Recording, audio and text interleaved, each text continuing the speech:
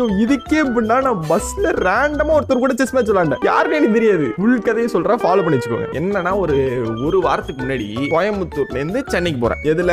பஸ்ல. டபுள் சீட்டு ஸ்லீப்பர். பக்கத்துல ஒருத்தர் படுத்திருப்பாரு. கரெக்டா? நானும் என் சீட்டை கண்டுபிடிச்சிட்டேன். போய் என் சீட்ல போய் படுத்துட்டேன். படுத்தோடனே எனக்கு நல்லா தெரியுது என் பக்கத்துல இருக்கவர் என்ன பார்த்துட்டே இருக்காரு. நான் அப்படியே கண்டுக்காத மாதிரியே என் போனை பார்த்துட்டே இருக்கேன். அவர் என்ன டக்குன்னு ப்ரோ அப்படின்னாரு. ஓகேவா? நானும் அப்படியே புதுசா பார்த்துட்டு சொல்லுங்க ப்ரோ, நீங்க தானே அந்த கூஃபிஜன் ப்ரோ. கூஃபிஜன் ப்ரோ, நீங்க செஸ் விளையாடுங்க தானே அப்படின்றாரு. ஆமா ப்ரோ, விளையாடுவோம் ப்ரோ அப்படின்ற. ஓகே ப்ரோ, சூப்பர் அப்படின்னா. Okay bro. அதுக்கப்புறம் என்ன பேசுறது எனக்கு தெரியல. நானும் போன் நோண்ட ஆரம்பிச்சிட்டேன், அவரும் போன் நோண்ட ஆரம்பிச்சிட்டாரு.